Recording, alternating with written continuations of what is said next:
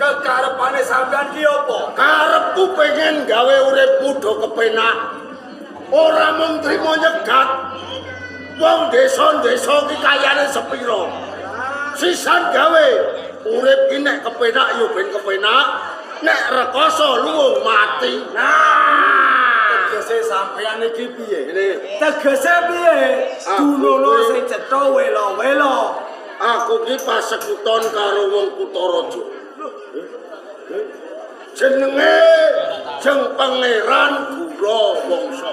Wah, ngene ta? Apa kali iki aku ora anu lagi. Ora melu.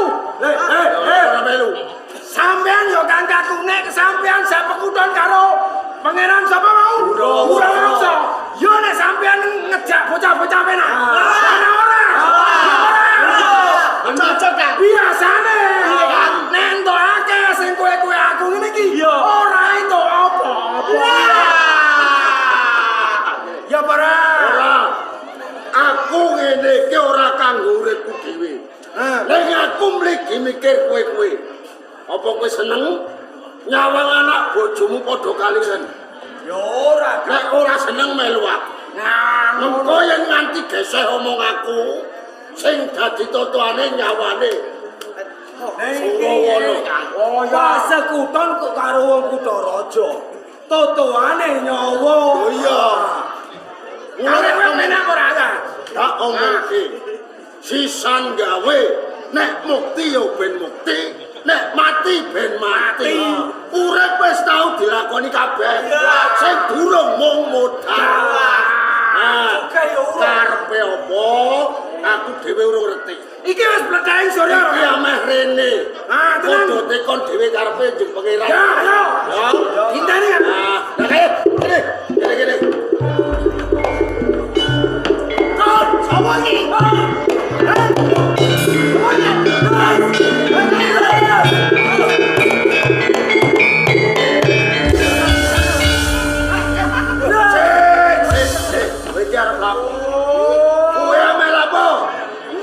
Bocah kaya kacang atom. Mau ora wani iki petita petiti rene. Kowe arep ngapa iki? Ora. Kowe arep lapo? Arep mbok goro. Yo. Kowe wani tenan. Lah. Sak durunge kok sembelih tekoni. Jenenge sapa? Mengko wis reti kena kok sembelih.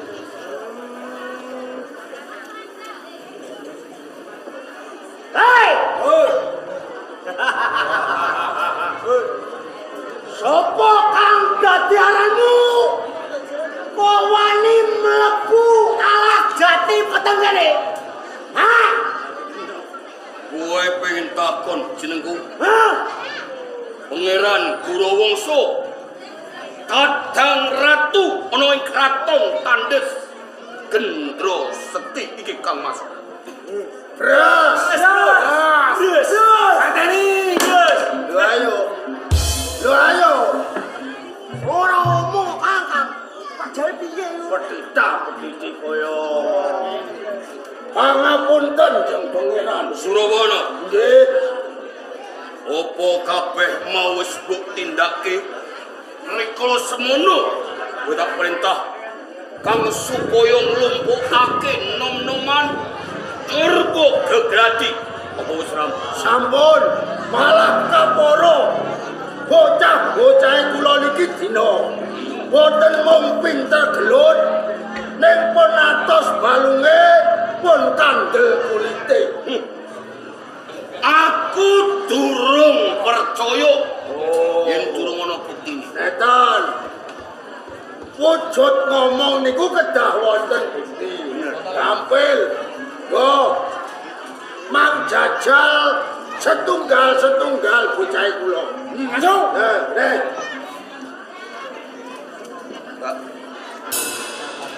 Bagus. Oh, putusan. Ya, beneran. No jenengan nyubi kula.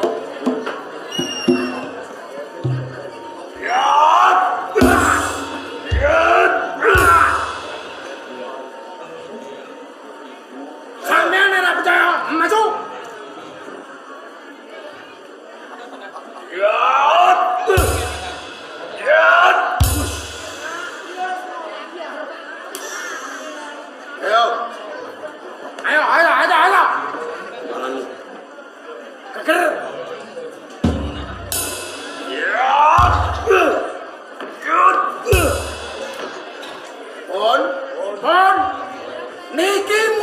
jitus siji 100 100. lho siji mati Mursik. pripun Mergo aku mau ngerti wong sing ketak-ketek sing arep nyembelih aku. Sinten? Endi kok? Wong rada cendhek. Tron Nyempluk. Tron golek ikan Tron, Gonco. Gonco. Aku deh.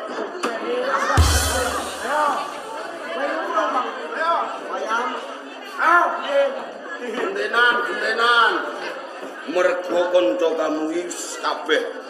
Wis tak jajal siji boko siji. Saiki giliran kowe. Bojok kula bayar. Urung pernah masalah. Lagi dadang.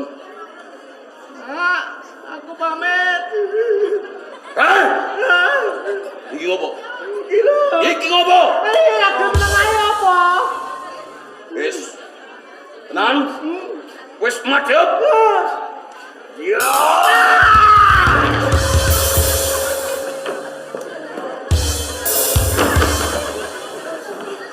Kowe iki durung tak tamani. Kok wis gledhek iki? Ini mau sama dia. Durung.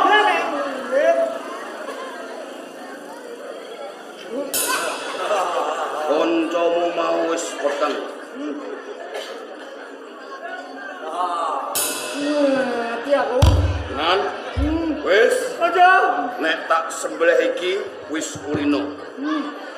Saiki giliran iki. Iki karena sama ini berantak. Sisan gawe ben entek ora kene mogok gawe. Ya modal. Oke. Wis siap.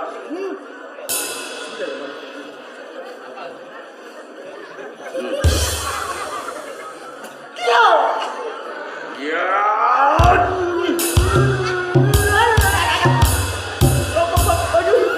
gak apa-apa tuh Orang apa-apa nih. Kesaja orang cuma. ora apa-apa sampun pitados napa dereng Surawana. Bareng aku ngerti yo wis tak buktekake siji poko siji jebul kabeh iki jaduk dugeng sabaladeng. Mula sanga kuwi saiki aku percaya nggonmu ngladi nom-nom maneh. ning ngaten jeng pangeran Yo, saderenge kula badhe tanglet janjane jeng pangeran ngutus kula ngladi bocah-bocah niki jane gadah karep napa pas. Yen kowe duweni pitakon sing lepas. Yo kene aku nganti urusan lawan kuwi. Mergo aku duweni panjangka. Panjangkaku dhuwur. napa Dengan titik kang masku Gendro Seti. Isih dadi ratu ana ing kraton Tandes nanging yuswane wis sepuh. Wis tuwek. Lain sare kawibawan ana ing kraton Tandes. Mengko kang dadi ratu iki yo aku. Mula nganti aku nglompokke kabeh nom-noman iki yen mengko ana bot karepotane aku bisa njaluk sampeyan tuku kowe kabeh. cetane jeng pangeran kepengin dados ratu wonten ing kraton Tandes Nah, Ning, jare takon ya. tekoni Nek upama sampean ora dadi ratu, ning ngorbanake bocah-bocah kali Kang Masku, terus kepiye? Nasibku piye bayaranku ndi? Ya ora? Ya ora? mergo aku wis wani utusan kawan kowe kabeh mau wis tak pitu. Nopo kaget? Mengko kowe njaluk apa wae bakal tak turuti. lho danu dhewe Jalu aku ora duit. Apa kok? Nek duit sedina iso entek. Ya ora? Nek bojo wis kulino. Kulino. Siji. Apa? Mas wi bocah-bocah iki ora tau duwe ijazah, ora tau sekolah. Nek kepingine dadi ning warangka ning gone Utaraja ya mergo kena dienggo pangan selawase. Iki sing cilaka. Apa? Lah saiki bocah-bocah iki ora sekolah, ora duweni jasa. Lah kok pengen duweni pangkat ning gone. Lho lah kantor buron ngomong Kantor buron mah boten ora gelem yo wis. Cukup. Yen pancen penjalukku kowe ngono. Yen mung aku lakon dadi ratu. Kowe kabeh bakal tak dadekke warungku ana ing Kraton Tandes. Non. wis sampun cetha. Sampun wonten perjanjian. Kula makili bocah-bocah. Kula sadai. Sago. Bagus.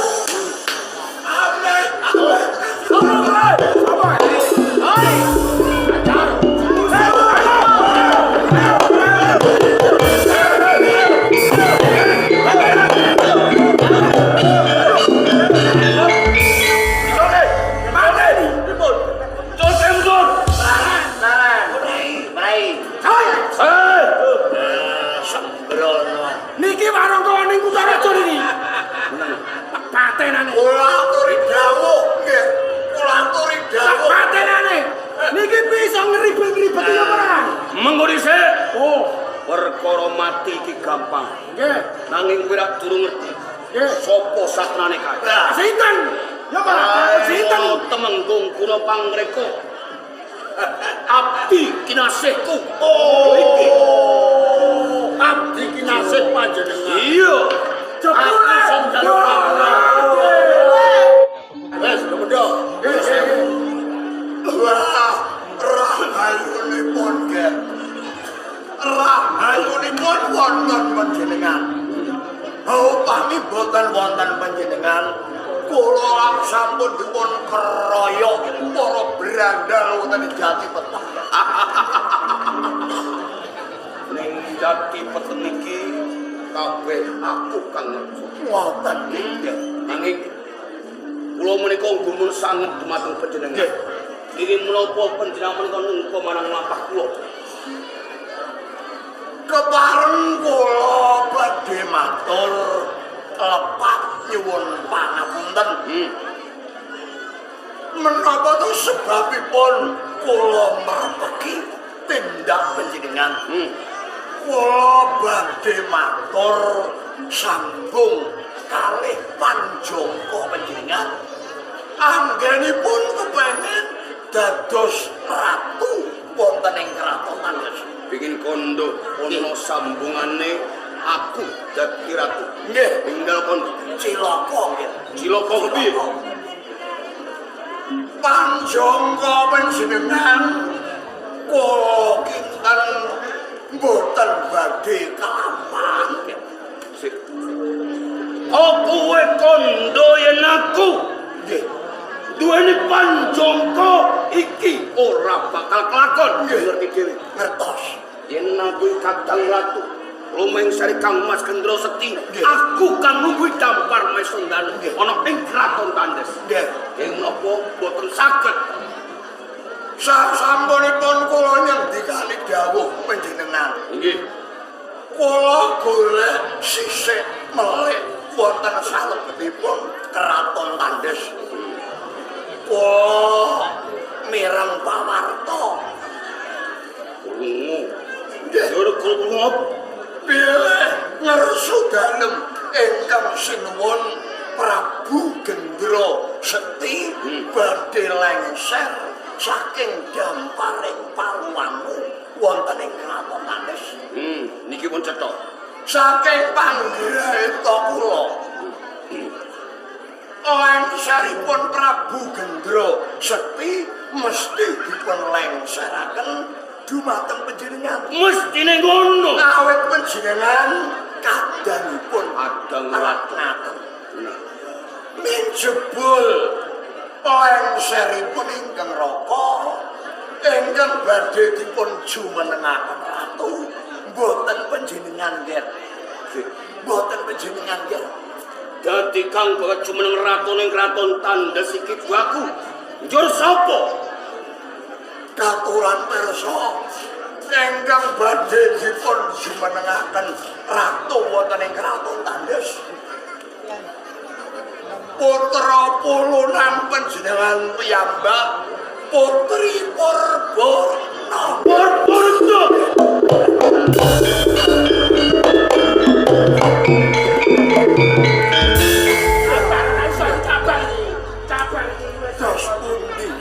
Monggo kula pamrih. Nggih.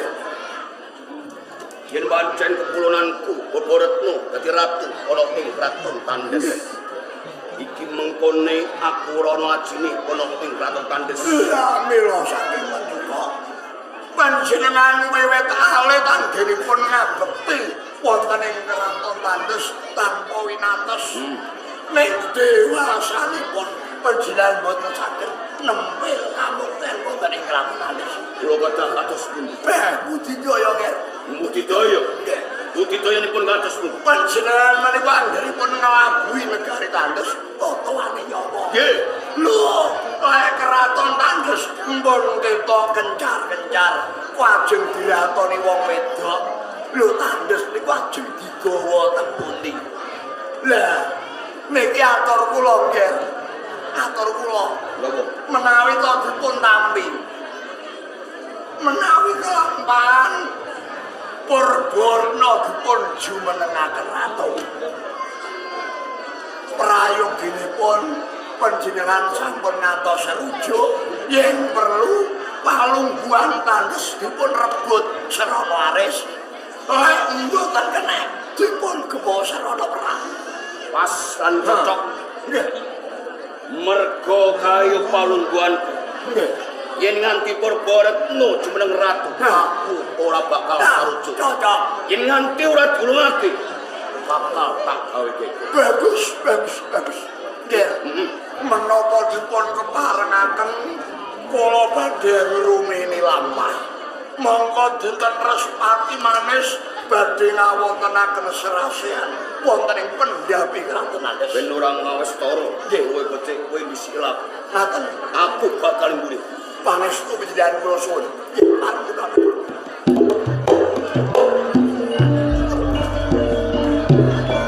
Surabana, arep dawuh kowe wis tak krungu dhewe.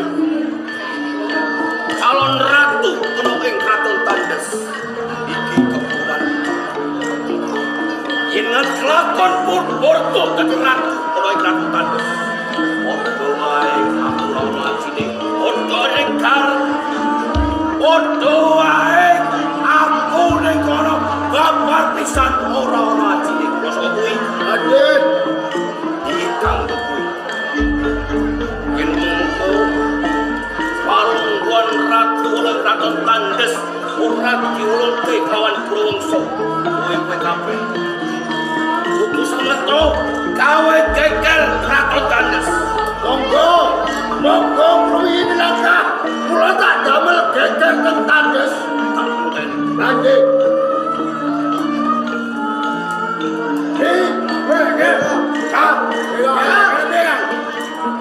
Ojo dawa dikangelan.